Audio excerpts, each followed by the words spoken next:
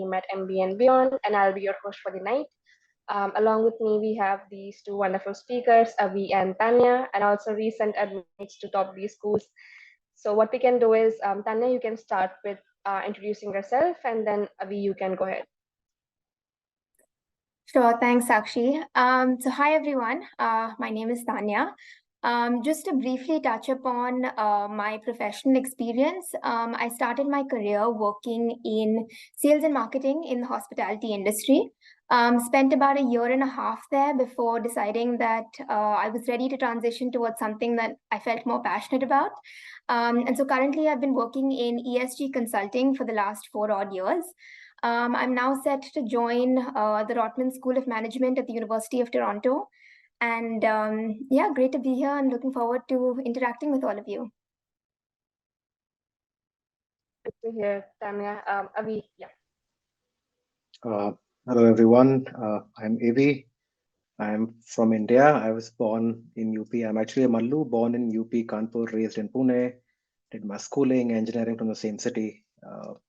After graduating in 2012, I joined the Officers Training Academy in Chennai. Got commissioned into the Indian Army in 2013. I served the Army for 10 years. I've served in Northern Kashmir Valley, Punjab, and a few northeastern states. And I retired in September this year after 10 years of service. Since then I've relocated to Budapest. I live here now, and I got admitted into INSEAD, and I'll be starting the program in August this year, so about 8 months from now. Good to know, Avi. Guys, also to add, Tanya and Avi both are not just people with just one admits. These are both of them have received 2 or 3 admits, if I'm not wrong, Avi and Tanya. So guys, we'll start this session. So just to give a brief of how the session will work, in the first 25 to 30 minutes, we will take in the questions that we have received already from the applicants before. And towards the end, which is the next 25 to 30 minutes, we will take in the questions that we receive in the chat box. So meanwhile, we start with the questions. What you guys can do is start entering your questions that you want to ask Avi and Tanya in the chat box, and then we can take it one by one as per the order. So starting with the first question, Avi and Tanya, either of you can take it first. So yeah, what strategies can applicants employ to distinguish themselves and stand out in a competitive pool of applicants? Whoever wants to. Tanya, you can go ahead. Tanya, you can go ahead. I'll add on if there is anything. Sure. So I think, I think the first thing that comes to mind is, firstly, even if you do belong to a relatively overrepresented pool, kind of owning your story, right? So being very clear on what your experiences have been, and I think not trying to kind of, mold your story based on like what schools want to hear. So I think just kind of, being true to who you are, and then kind of trying to bring out like some of those unique aspects in your profile, which is of course something that MBA and Beyond does really well in terms of like working with you through the process to bring out those elements of your profile.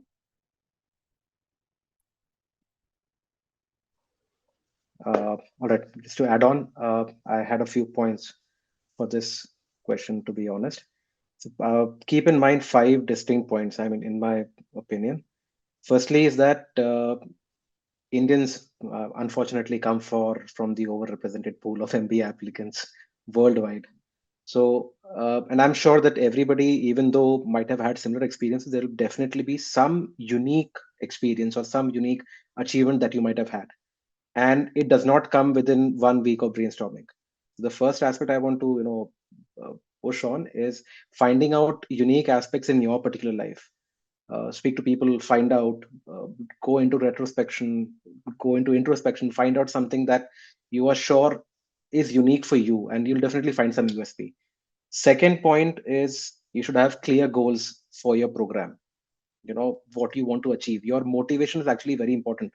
Just because you've put in, say, 3 to 4 years of work somewhere and you now want to go for an MBA because everybody else is doing it, don't just jump onto the bandwagon. You should have a very, very, very clear goal. certain candidates might have had issues while applying to senior roles, wherein the recruiter might have asked for further, certification or an educational background, which makes sure that the person will be able to lead that particular team. An MBA makes you capable enough to lead a team. For that matter, it assures the recruiter that yes, you possess the necessary skills and tools to lead their teams.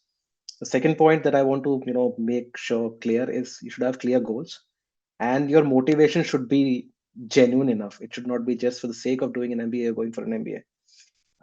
The third aspect is that you should look for some leadership examples in your life. Most of the people have an issue wherein they have been part of teams and have not had leadership examples. If that is the case, convey your potential that you actually have leadership skills, and given an opportunity, you would be able to take it on. So, find out unique experiences, uh, find out your motivation for the program, and look for good leadership examples in your life. If not, convince the school that you actually can excel in a leadership role. Got it, Avi. I think I strongly, you know, understand this point of retrospecting, because guys, you will need a lot of stories and a lot of insights that just doesn't need to be your not just stories related to your work experience. You need to really think about what you have done, not just at work, but in your professional and your personal life as well. Some people go back to their school and what they've done in school, like leadership example. You can also pick up stories from your schools where you have maybe led a team or something like that. And for that, we have a tool called content gathering, which is designed for you to help you kind of think about stories in a way that you can use it in your essays. So I think for that, can reach out to the sales team towards the If end. I may actually, if I may interject here, Yeah. I mean, from my personal experience, initially I started my own application and I wrote down one school's application in 7 days flat. When I onboarded, the first time I put pen on paper was, I think, 1.5 months after I started working. That was the amount of time it took for me to write down. There's a bell curve for MBA applicants. So if somebody is from the science part, you can, the X written on the graph, I sit on top of the X on the right hand side. So I'm that old actually. But then it took me a lot of time to jot down all my experiences. So, devote anywhere between 25 to 30 days. So with MBA and beyond, I was actually able to, do a lot of brainstorming with the consultant that was given to me, Dr. Vinita, ma'am, and I found out experiences from my school, some minute things that had happened in my career that I had written off, thinking that it happens to a soldier on a daily basis. They actually became, primary pivotal stories in my application subsequently. So this is actually a very important part, very well deliberated with MBA and beyond. They actually take care that you do not miss out even a smallest sliver of good experience, or even a bad experience for that matter. Weaknesses are also important. That it actually comes onto the table. Yeah, thanks for sharing that, Avi. What we can do is take the next question. So the next question is, how do you define a compelling personal story, and why is it crucial in the MBA application process?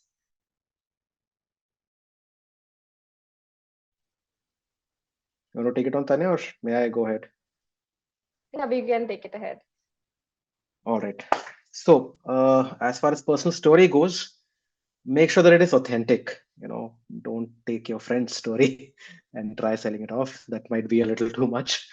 As I said in the previous answer as well, that you might think that you might have had an ordinary life, but then when you start looking into your life, you realize there'll be some experience, some activity that you might have carried out, which was really good, which might form a pivotal moment in your life. Uh, it should be authentic. It should be relatable. Uh, if not relatable, make sure that the outcome can resonate with that particular story. In my case, it was a story which was 8 years old. Even I had my own doubts whether it will still be relevant or not. But then yes, that was the essay. That was an instance I wrote for all schools, which asked for the biggest achievement I had had in my life because it was close to my heart. As a young soldier, I was able to achieve something good in life. And the second important point I would like to stress on is it should align with your goals. So with MBA and beyond, how it happens is that initially, when after you're done with content gathering, you Sakshi can shed more light on it. you create your brand out of it. So in the brand, your future goals are aligned with it.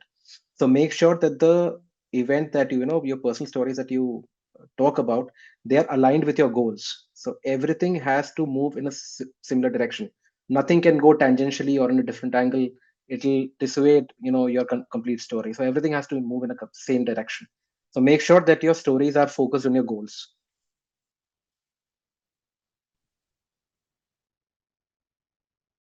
Yeah, Tanya, if you'd like to add on.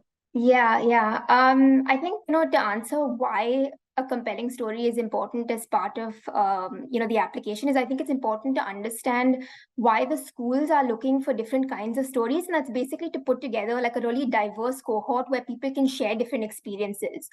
In terms of how to go about that, like Avi mentioned earlier, it's definitely it's a very long process. For me personally, I've been thinking about the MBA for years, and before I started working with MBA and beyond, I had like a broad idea of how I want to position my story. How do I want to tell to tell my story in terms of what I've been doing over the last few years. And it's interesting that once I went through that content gathering stage, everything changed in like the span of those few months.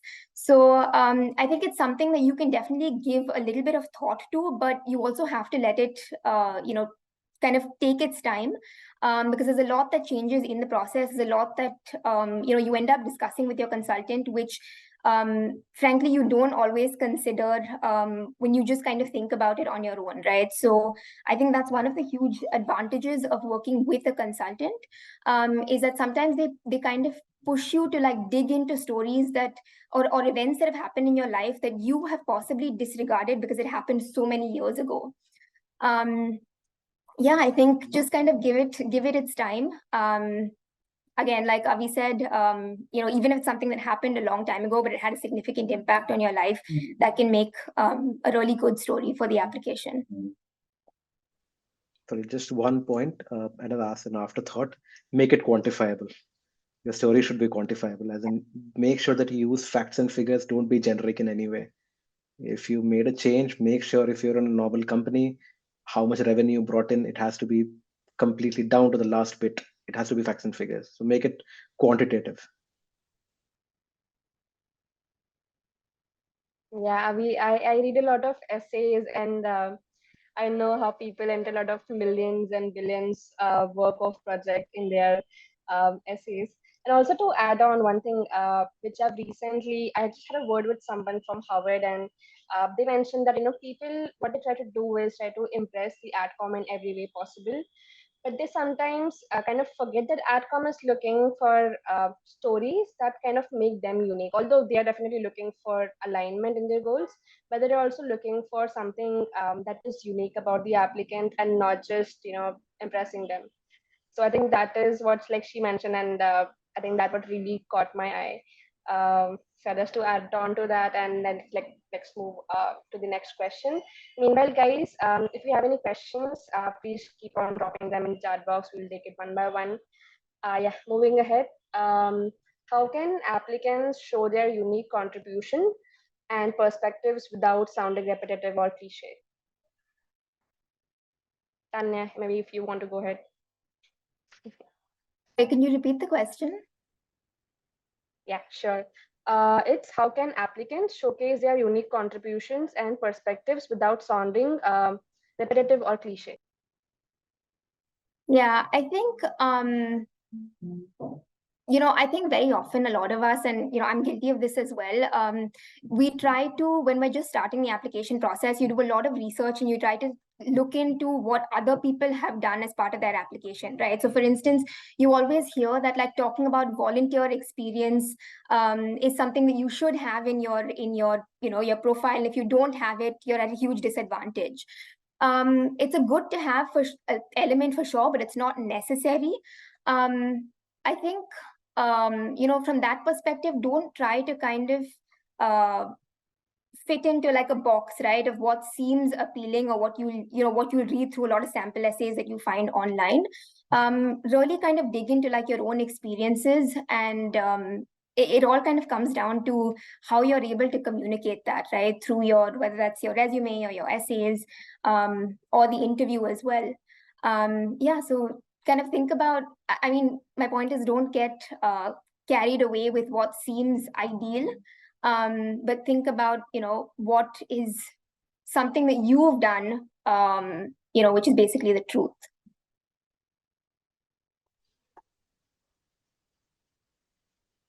All right. Abhi, if you want to Just to add. add on, yeah, there's a bit of a premise here, so I'll start with that.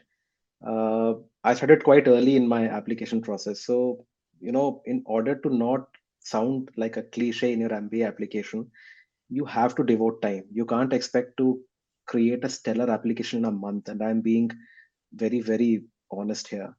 In a month, you might be able to answer the questions that the school has asked for, but you will not be able to find out, those unique experiences in your life. I've said it earlier as well, and I'll say it again.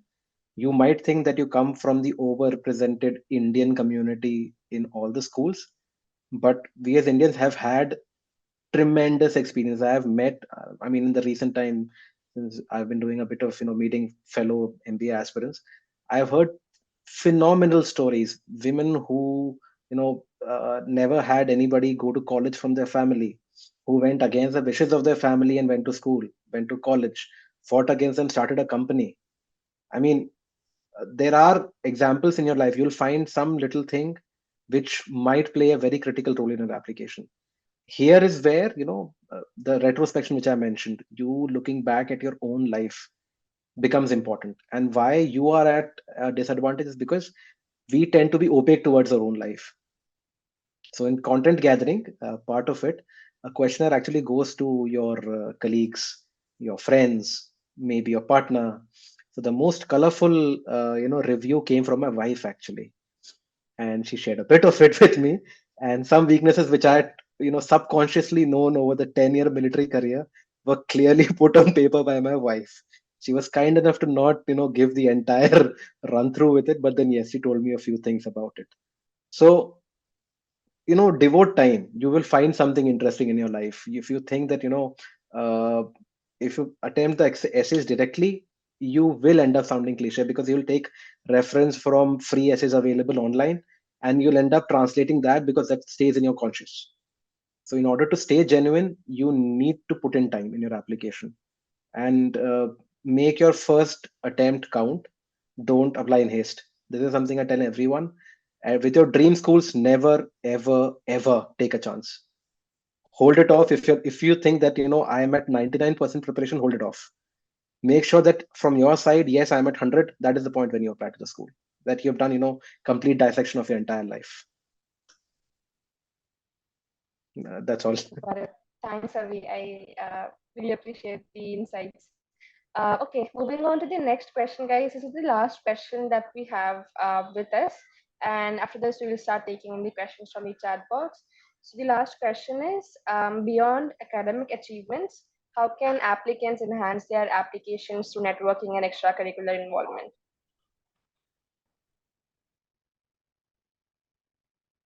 Okay, Anyone, guys? so Yeah. all right, so I'll start Yeah. off. I think, when you think about the components of the application, it's really just your GPA and your GMAT, which are an indication of your academic potential, right? Which is actually kind of, I don't want to say it's a small aspect of the application, but it's not the only aspect, right? So I think, you know, definitely draw upon your professional experience. I'm sure there are a lot of areas that or accomplishments that you can really highlight over there. The other is in terms of networking. So this is, based on my experience. I actually had the opportunity to visit, the campuses of the schools that I had applied to about 7 months prior to putting in my application. For me, I think that made a very big difference, just in terms of, making sure that I actually had face-to-face time with admissions before I put my application in. Obviously, I understand that that's not necessarily possible for everyone. In such a case, a lot of schools offer these opportunities virtually. So definitely leverage that. you have the opportunity to connect one-on-one with admissions, talk about your profile, talk about how you plan to approach the application. And I think that's a great way to make sure that, to some extent, they may remember you once you actually put the application in. And then, of course, reaching out to a lot of, current students, alumni via LinkedIn also makes a big difference. And I think because, again, based on my experience, because everyone has been in our shoes and they know how, sometimes stressful this process can be, they're very helpful and open to like reaching out. Yeah.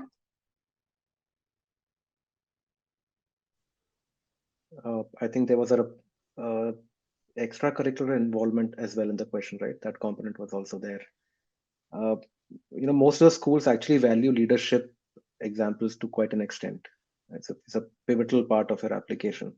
So if in case you've not had that, seek it out in your workplace, in professional setting, even in a non-professional setting. If you have an opportunity to work with NGOs like Make a Difference or Teach for India, they will actually amount to a lot in your application. It rounds off your personality in a wonderful manner. Seeking leadership, opportunities at work further enhance your profile in assuring the business school that yes, you have what it takes to lead teams in the future. And as far as networking is concerned, one good thing about MBA and Beyond was that towards the end of your application process, they actually provide you folks from the same community. So I was actually matched with an INSEAD alum who happened to be a Mallu again. So we actually bonded on a different level. Initially, my doubts were, I have to be honest here, will I get a job? So then we shifted to, Malayalam, and he assured me in, Tate Malayalam, as we say, don't worry, you'll get a job. It's a good place here. And the connection has evolved in such a way that right now he's helping me find accommodation in Fontainebleau. So networking in that way, actually, I mean, with MBA and Beyond was good. You can do it on your own as well. LinkedIn is a wonderful tool. Just apply the required filters. If I, as a veteran who could be called technically challenged, can do it, I'm sure anybody can. So just apply the right filters, find out people who have passed out or people who are already there. You'll realize that most of the people are actually interested in giving you information. At the same time, be prepared for setbacks, because out of 10, maybe 5 to you might have a hit ratio of what 50 to 60%.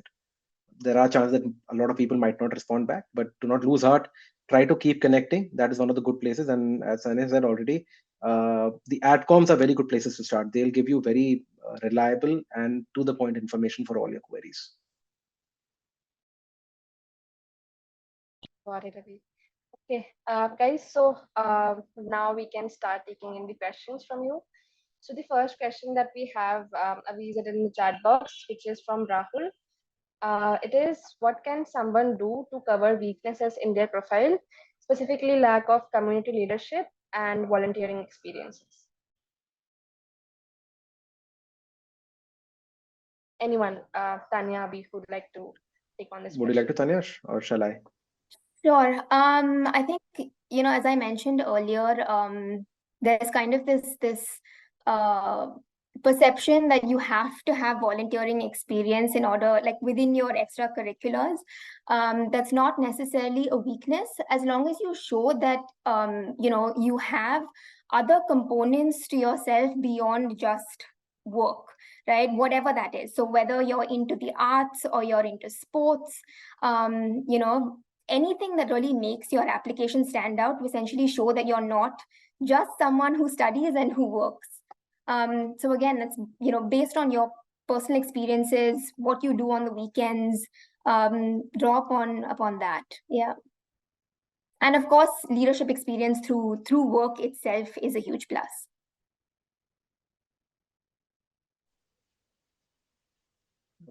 Again, same thing. I mean, I wouldn't consider this a weakness. Actually, weaknesses are actual chinks in your armor, in your personality. Those are weaknesses. This is just a minor unavailability in your profile. That is all. I'm sure if anybody is there, even if you play a game on the weekends, if you connect with your friends and do something outside of your work, that's still something that is beyond your profile. Make sure that what you do outside of the 9 to 5 is reflected correctly in a proper manner in your application, it'll actually take you quite ahead. Yeah, I just want to add, sorry, if I could just add one more point here. I think one thing to kind of keep in mind is even if you do want to start volunteering, probably don't start a few months prior to the application, because you will have to add those dates in on your resume, and the AdCom can definitely see through that. So if you don't have it, in your profile already, think about something that you have been doing for the last few years, and highlight that. Exactly. And also to add on to your question, Rahul, like for example, we had an applicant who didn't have any extracurriculars in the sense of volunteering.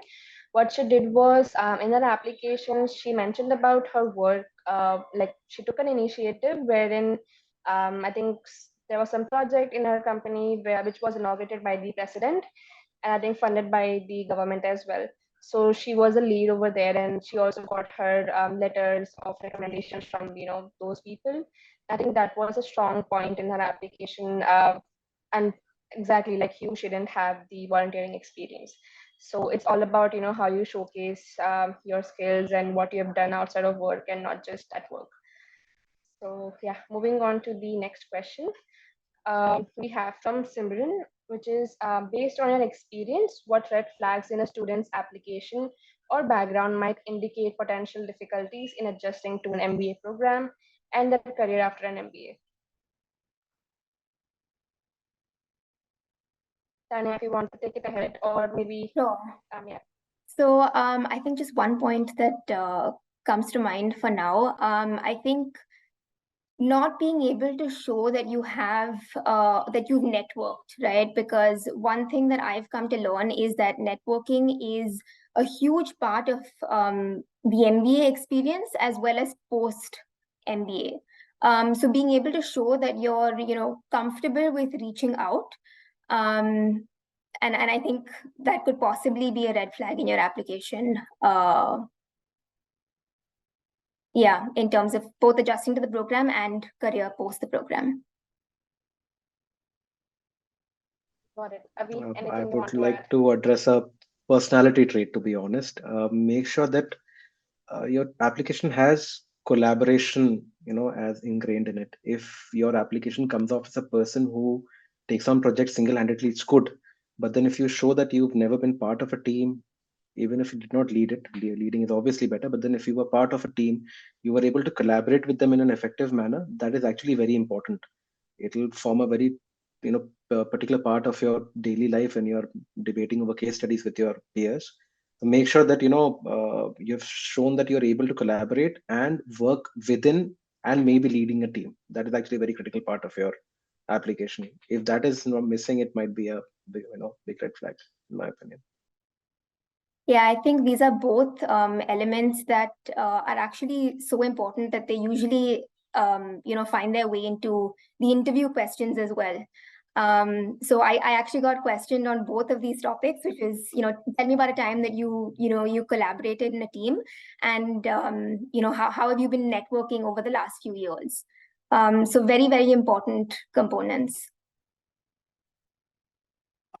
Yeah, and if I could just ask, how did you answer them, Tanya?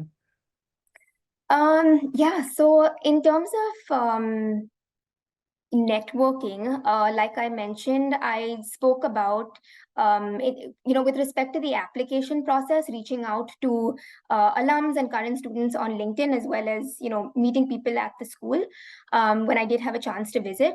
In my case, I'm also a member of a Europe-based platform that works on sustainability.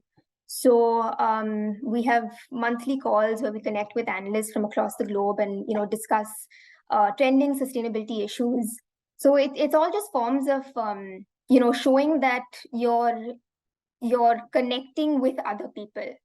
In terms of teamwork, I think for me it was pretty straightforward because it's a big part of my job, and so I kind of drew upon some of the most prominent projects that I've worked on where teamwork has been a big component. Thank you, guys. Um, Then next we have Vishal.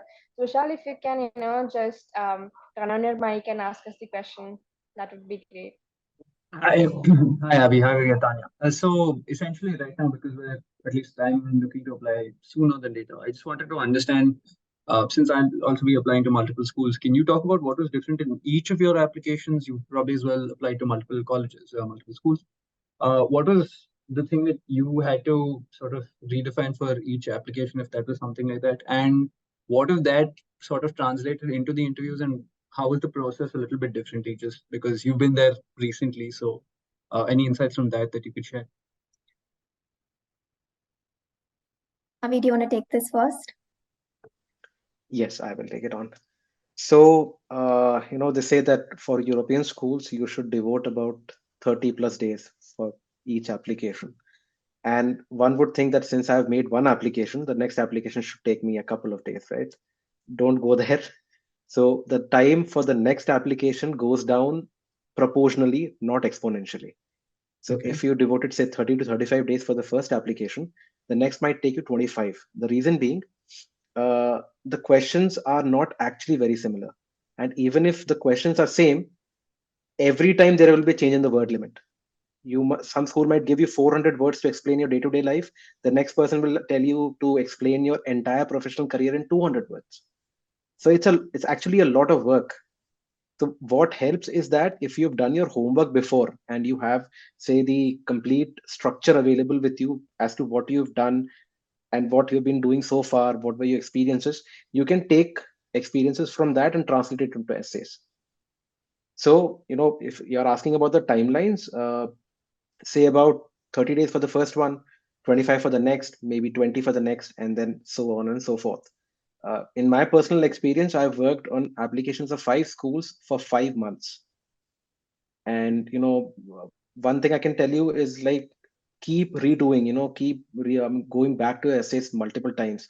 If I could share my screen and I could show you the number of drafts I made, I trust me, I mean, it's a huge repository. And it is not drafts, it's actually folders on the dates on which I was meeting up with my consultant. It's huge, it's mind-boggling. Right now when I look back at it and I look at it, I'm like, okay, this could not have been me. But then that's the amount of work you need to put in to finally reach a stage wherein the applications are good enough for each school. Now, say about 30 to 35 days for the first application, you're looking at, on an average, 1 month, 25 to 30 days per application, and you can count backwards from your deadline. Now, coming to the interviews, some schools have the concept of the admission committee taking your interviews. Uh, Off the bat, the examples are ASA. If you're coming from India, the Indian AdCom will take your interview. And there are other schools like IE and INSEAD, which actually, IE is also AdCom based. And INSEAD has a very different concept wherein they will ask the alumni to take your interview. So once you have got selection for the interview round, they will send you two contacts of former alums. One recent, it's a basic logic. One recent and one old. In my exam case, I interviewed with a partner at BCG at Budapest, and another was actually part of a board in Munich, a lady, and she graduated in 2008. So both the interviews were actually daunting for me, and they all happen in very quick succession. So it's like you're slowly running a marathon towards your deadline. You submit and suddenly it becomes a sprint, because once you've submitted, you'll start getting your results in quick succession to each other, and the interviews will be lined up. So in my personal journey, I submitted all my applications September, and September till November, it was a roller coaster for me. I was interviewing right, left, and center, taking updates from everywhere. But yes, interviews you'll have to take on and stagger accordingly if in case you need time. But don't worry about the interviews because they're not that difficult, at least for European schools. And yes, 1 month on an average for each application for each school. Okay, thank you.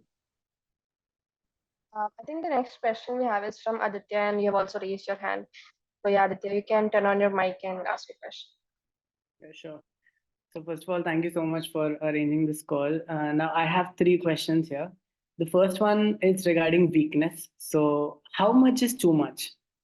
So just for an example, I have a lot of leadership experiences, but I have failed many times, and that could have been like a screw up in the workplace. So how much is too much? Like, should I mention all that, to be honest, in the content gathering stage, or should I be, limit to the type of line that I see myself post MBA? So that's the first question.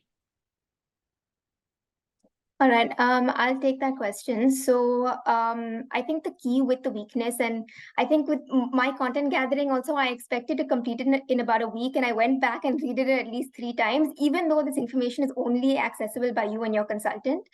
But I think the key with the weakness is addressing areas where there is scope for improvement. The other thing is failure is great. I think in India, we're kind of conditioned to think that failure is a terrible thing, whereas overseas, they see failure as actually a very important part of your profile, right? Because it comes back to like, okay, this person has gone through a difficult time. What have they done to, or what have they learned from the process? So I think don't be kind of shy of highlighting your failures as well. They really value that. The key is, talking about, in terms of a failure, talking about what you learned from it. And in terms of a weakness, saying that I acknowledge this as a weakness, and this is how I am currently working towards improving it.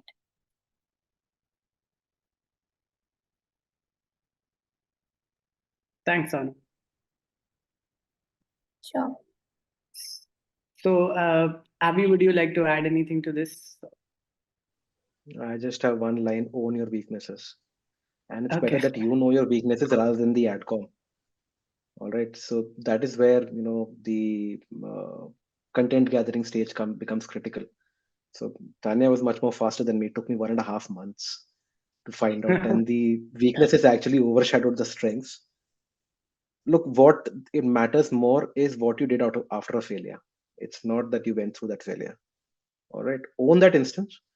I would say take it on and try to tell the adcom what different did you do next time. That is more important. So emphasis lies there, not in the former part. Okay.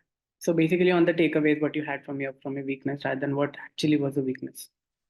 And Yes, also to lesson add learned on, is the most critical. Yeah. Sorry. yeah, Please. I'm so sorry, Avi. Yeah, also to add on over here, so Aditya, you can add as many weaknesses as you can. Okay, you can write as many as you can, and for that reason, we have this symbol called plus at content gathering. So you can keep on adding your weaknesses. Okay, you cannot stop. And we have portrayed it in a way that you can write the outcome. Okay, you write a story and then you write the outcome of the weakness. So even you are able to analyze yourself and then the consultant too. So yeah, please go on with the next question. Okay. So my next question was with respect to the extra co-curricular. So, in India, specifically when you start working, somehow, you lose touch of the amount of time that you could invest. So many a times we see that the students have a certain gap. So they were very active, and which happened with me as well. So I was very active when I was in my graduation and undergraduation. But when I started working, that's when it took a pause, and I didn't do for the last 3 months anything in anything in that space. So how do you tackle that? Do adcoms understand that when you're working, that's when you are able to allocate less time? How do the adcom perceive this? So I think 3 months is not really a time frame that you should be worried about. But I think that being said, again, I completely understand that in India, like a 9-to-5 job is never actually 9-to-5, and I'm sure they also know that. But they do want to see that you have other aspects to your profile. So again, if it's just 3 months, I think it's not a big deal. But probably, yeah, if you've done something prior to your undergrad and there's been no experience since then, I would probably suggest highlighting something a little more recent. All right, fair enough. So Tanya, just to correct, I said 3 years. I mean, 3 months is like, okay. Yeah. I think you'll definitely have to kind of think about probably what you do on your weekends. Again, it's not just limited to volunteer experience, so sports, arts, blogging, whatever it is, travel, right? You don't have to fit into that box. So yeah. Thanks.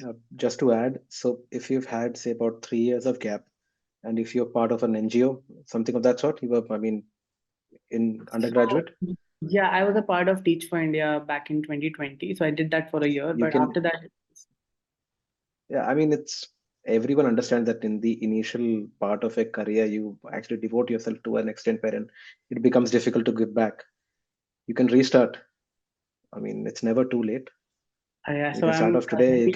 You can enroll for the weekend. You can enroll for next weekend. You can start yeah, so off. I'm currently in Africa, and this is where here I was trying to find something to add to my experience. But again, resonating with what Tanya said, that if I do it just 3 months before the application, it might appear too obvious to be. That is actually not a good sign. But then if you've time before you apply, obviously you can restart wherever you want to. But then don't do it Okay. just for the heck of it. Extracurricular also include, as Tanya already said, going out just for the weekend with your friends for a game of football. Yeah, I think hobbies and interests would take up that space. Okay, fair enough. All right. And my last question to the team would be with respect to the work. So there was one question which I think Rahul had asked. I have a similar question to that. So I am currently working in strategy. There are times when it's difficult to quantify because that's not really implemented, right? You're working on that process. So how do you address that in your essays or in your content gathering stage? Yeah, I'll take this because I had the exact same challenge when I was working on my application, because I also work to a large extent on strategy and there isn't too much involvement in the actual implementation stage. There are a lot of other ways I'd say you can quantify it in terms of like the number of clients that you've worked with, the number of projects that you've worked on, the billing value of those projects, what kind of leadership roles have you taken on within that.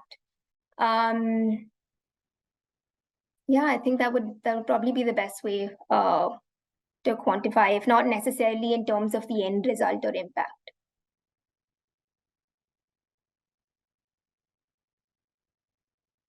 Okay, so it's basically about what was the size of the project and what was the planned outcome, if even though it might not have reached that stage, because that's more on the implementation side. Right. I think if you can show, quantify the value of the projects that you are working on, right? So you show that you're adding, you're contributing towards the company's billings. That makes an impact, and that's kind of what I really drew upon in my essay as well. Okay. Just to add on a tangent, quantify whatever is quantifiable. I know I'm talking jargon here, but I hope you understand.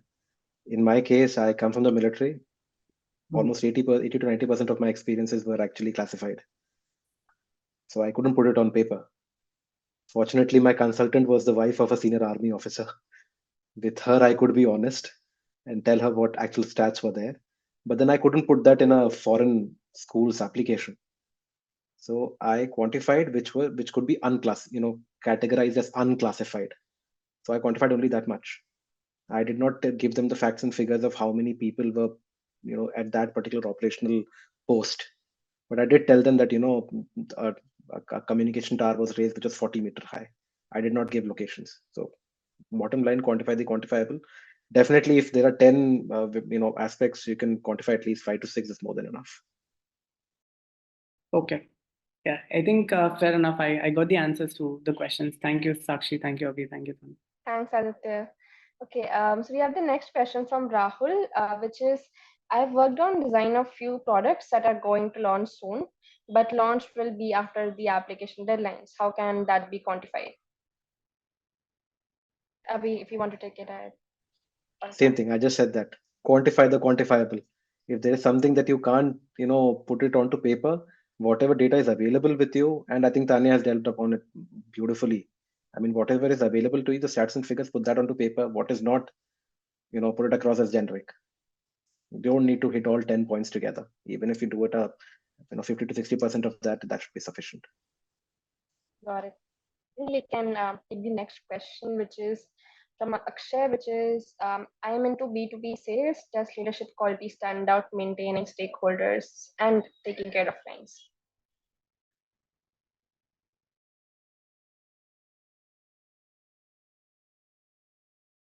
Can you guys see it on the chat Anybody box? like to? So I'm just reading the question again. All right.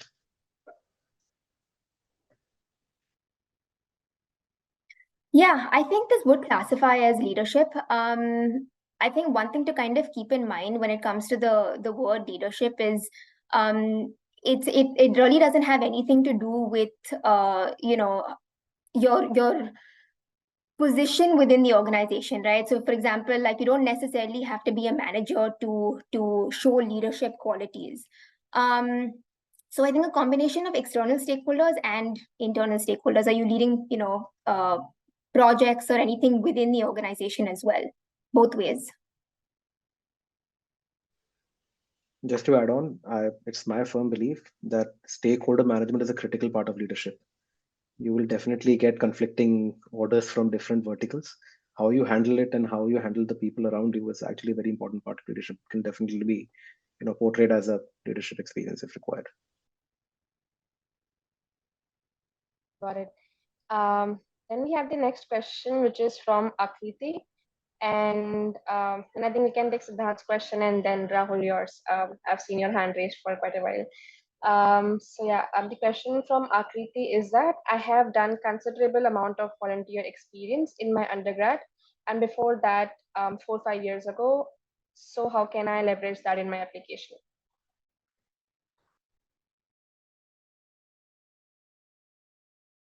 I would say you can definitely touch upon it in terms of adding it as a point in maybe your resume, but I would probably not, I don't know, this is at least my personal experience. I would probably not make it the highlight of your application if it was something that was done 4 to 5 years ago. So it can probably go in the extracurriculars of your resume, but maybe think about something that's happened a little more recently if you want to integrate that aspect into, for example, your essay. Avi may have a different experience. I know he spoke about events that happened No, 10 years back. I agree with you actually. I agree with you. You can't go too far behind. I used only one instance from 8 years ago because it was very close to my heart, but you have to be relevant. I mean, you cannot use, it's not you cannot, and there's no sacrosanct rule, but then it's better to be relevant in your current experience rather than delving too much into your past, because then it does not stay relevant anymore. You must have changed as a person in the coming years after that. So try to use examples which are as close to the present time as possible. That is actually better. Got it. Next question we have is for you, Avi. It is, could you please share some light on your INSEAD interview? Apart from the fact that you were being grilled. They were stellar. They were stellar. Actually, not they are not grilled. So my first interview was with a partner at BCG in Budapest. Again, as I said, I saw his designation. I was actually a little apprehensive about it. And the second interviewer was part of two different boards based out of Munich and a graduate of 2009, the batch. Both interviewers were lovely. I mean, they were lovely people. I had a wonderful time. Both interviews lasted close to an hour. So it's not much of a grilling, to be very honest. The question that you have to keep in mind is that the interviewer is trying to find out whether the person would like to go with you to MBA, whether you're interesting enough. So as much as they're interested in your life journey so far, they are more interested in what you do outside of work. What has brought you to this juncture wherein you're going for an MBA? So it's more of a two-way dialogue than an interview. I mean, that's my personal take. People have had different interviews wherein it was a bit of a grilling, but then the interviews also understand that, if you want to get into product management and you haven't had any experience, they can't ask you very detailed questions on that. Even in my case, I wanted to do something in cybersecurity, but then my experience was in the Indian Army. Obviously, the interviewers never asked me which port number is used for creating an attack, fortunately. So yeah, interview for INSEAD is a wonderful experience. If you're lucky to have it, there's nothing like it in the world, to be very honest. Got it, Avi. Okay, then we have, I think I would ask Rahul to take your question, if you can unmute yourself. Yeah, thanks, Sakshi. Hi, Avi and Tanya. So my questions have been answered fairly by other uh, students, and I would like to tell you about my specific questions now. So I have an entrepreneurial journey that I had since I think 2016. Prior to that, I was working for a couple of years. So first question is the entrepreneurship profile. How much would it be as a challenge? How much would be seen as a challenge?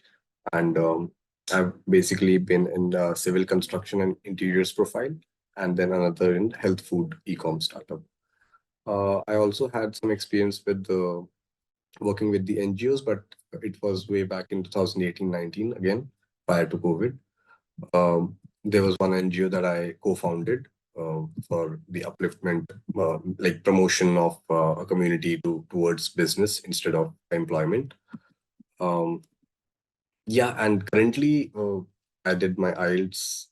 So after the class, so if that can be, so this is my first question. Let's look at that first, and I'll volunteer work we can discuss a little later.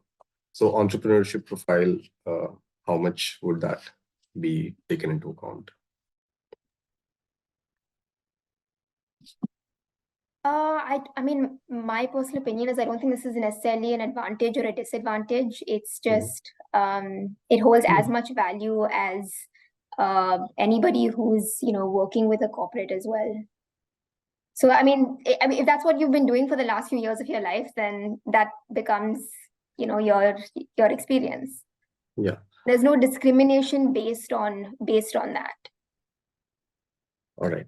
And volunteer and extracurriculars, because I haven't been part of it after college, apart from the NGO, which was in 2018 and 19. So I co-founded it.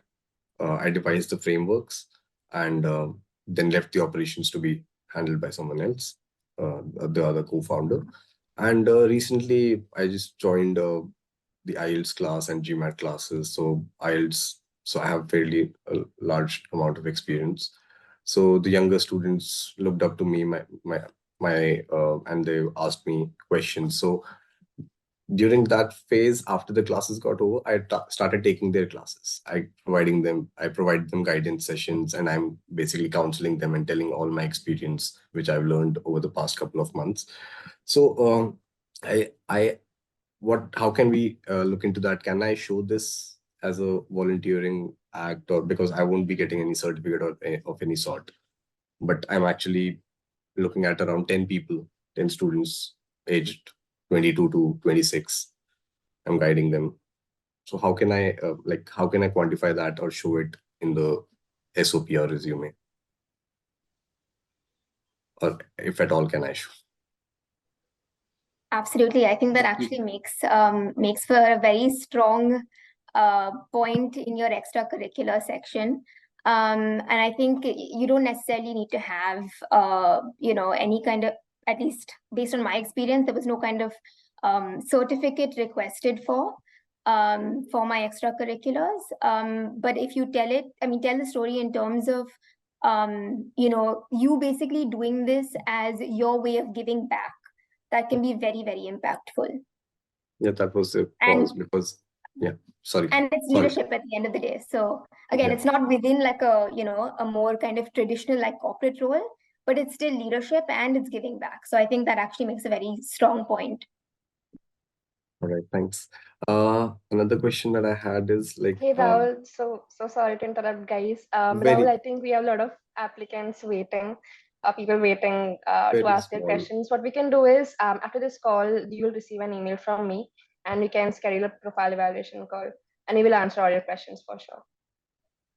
Okay, I actually got my profile evaluated by, I think, Nemish. Okay, so you will receive one more email from me, and then we can connect later as well. All right, thank you. All right. Great. we have some more questions. Avi, so we So I have think, one. if I may, it is very relevant to me Sure, because sure. very relevant to me because I actually decided for the MBA very late in November. So September 24 intake, should I apply for that or should I wait for January 25 intake? Because as we said, 1 month for each application, and I think round 2 applications are ending, and I haven't even started GMAT preparation. Somewhere around mid-February, I'll be giving GMAT. So should I wait for January 25, September 25, or should I apply for 24 at least, try it? Make sure you're DM. completely prepared. Don't. Ah, This is something I so keep telling everyone. Don't take chances with your dream school. Do not apply in haste. Give yourself time. Start early. By start early, I mean start your application work early. There's a lot of groundwork required before you can reach, an acceptable level of your draft. A considerable amount of time is required. So don't be in haste. Find help if required and start working on your application. Don't be in a hurry to submit it. but That should not September be your end goal. 24 intake, no, Your September end goal 24. is to get enrolled in your dream business school. It's not to hit an intake. Mhm. All right. And age is not such a big criteria. There are people who are even 35 years old to go for regular MBAs. There's a question I think in the portal, I mean in the chat box as well. I'm 33 years old now. When I start the program, I'll be 34, and when I graduate, I'll be 35-year-old man, deep in my middle age. All right. Right. Don't be worried about your age. People do, different things all across the world. So don't be limited by the run of the mill and the bandwagons which are going around you. Don't make mistakes with your dream business school. Don't take chances.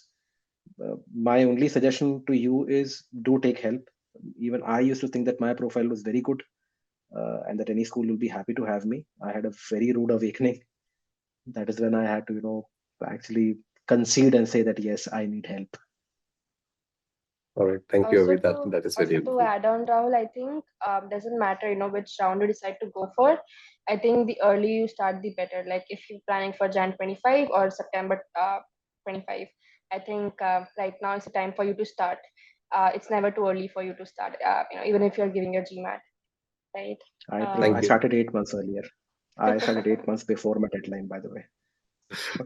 Yeah. Yeah. Thank you. Even Avi then, is I felt giving. I had less, and even then, I felt I had less time. By the way, I mean, if you want to take that input as well. All right. Thank you. Thank you. That was Yeah. very informative. Thank you so much. Okay, so quickly, guys, let's take the next question, which is from Prateek. Hi, One Avi, minute. could you shed some? Hi. It's just a follow-up question to Oh, what sure. you had mentioned. Yeah, what are the striking differences between the January intake and the September intake?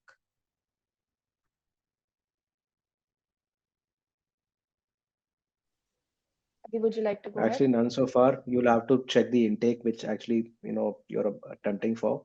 The curriculum is the same, the pace is same, everything is same, the faculty is same. The only difference is when you start the program, and one or two aspects. I'll just give you a quick example of INSEAD. So if you're going for the August intake, you will not get an internship in the middle. You start in August and you graduate in June next year. And if you go for the January intake of INSEAD, you'll get a summer break because Europeans love their summer. So you get a 2 month break in between, during which, if you are transitioning from one career to the other, it might prove beneficial for you, wherein you can go and intern with the company you want to convert into full time with. In my case, I wanted to start early. That's why I went for the August intake. So there's no difference in faculty whatsoever. None, no differences. Understood. Thank you. Yeah, I think we can take one second last question, maybe from Prateek. So Avi, that is, could you shed some light on the 10-year work-ex? How could you make use of that information to our advantage, both during the essays and interviews? Did you face any hurdles in the front during the process? I'll answer the last part first. I did not face any hurdles in the MBA process. The 10-year work-ex worked just like a work-ex of a 5 or 6 year old work-ex for some other person. Having said that, my content gathering and my application was really exhaustive, because the amount of work experience I had, and the kind of experiences I had in operational locations, it took me a lot of time to pen down everything. So that is what I found a little extensive. But if you've had a similar 10-year work ex, I'm sure that you would have had some wonderful experiences. It'll actually play to your advantage. You might be able to give some kind of an anecdote which somebody who has had just 3 or 4 years of work ex could not even fathom to have, you know, been exposed to. The 10-year, in my opinion, is a plus. The only problem will be that you'll be with people who are about 6 to 7 years younger than you, and you might have difficulties in partying with them. That is the only thing I'm worried about. Rest, I don't think you have anything to worry about during the program. Got it. I think let's just quickly take the next question, which is an interesting one, and the last for the day. Could you tell us about your MBA goals, plus short-term and long-term career goals, and how did you frame it clearly for yourself? Yeah, so I'll take this question. I think the key thing to think about is really connecting what you're currently doing with what you are positioning as your goals, right? So there was a lot of research that went into this process in terms of understanding, how can I position my goals to be realistic? So I think I stalked a lot of people on LinkedIn, looked at what their career trajectories have been like, what was their previous experience, where did they go to school, when did they graduate from the MBA, and how long did it take them to reach that particular, that particular level. The other thing is, in terms of positioning your goals for the MBA, they have to be very, very specific. So you have to mention the industry that you're looking at, the role that you're looking at, what kind of companies within that industry, and what kind of impact would you want to make, in such a role. Yeah, this is actually like a standalone essay question for a lot of universities. So I think that clarity needs to be there throughout, and has to be based on very, very concrete research, because again, this does kind of find its way into the interview, even if it's not an essay question. So making sure that you're able to, you have facts and figures to back it up if it comes up in conversation. Got it. Tanya, I think that will be the last question for the day, guys. Thank you so much all for joining in. And in case I know there are some questions left, so after this, session, you will receive an email from me, and you will also have the link for a profile evaluation call. And there's also the good news that we will be offering early riser discounts for applicants targeting the Jan 25 intake. So please keep an eye on for the email that we will be sending you guys shortly. Yeah, and thank you so much, Avi and Tanya, for joining in. I really hope we continue such more sessions with you guys, and I hope the session was insightful for all of you. I think someone has asked for Avi and Tanya your LinkedIn account, guys. So I think maybe if you guys want to drop in, or I can drop in as well. Sure, I can just share my the link to my profile on the chat. Yeah. Okay, guys, I think that's it for the day. Have a good day, guys. Have a Merry Christmas. Bye-bye. Thank you. Thank you. Bye-bye. Thank you. Thank you, everyone.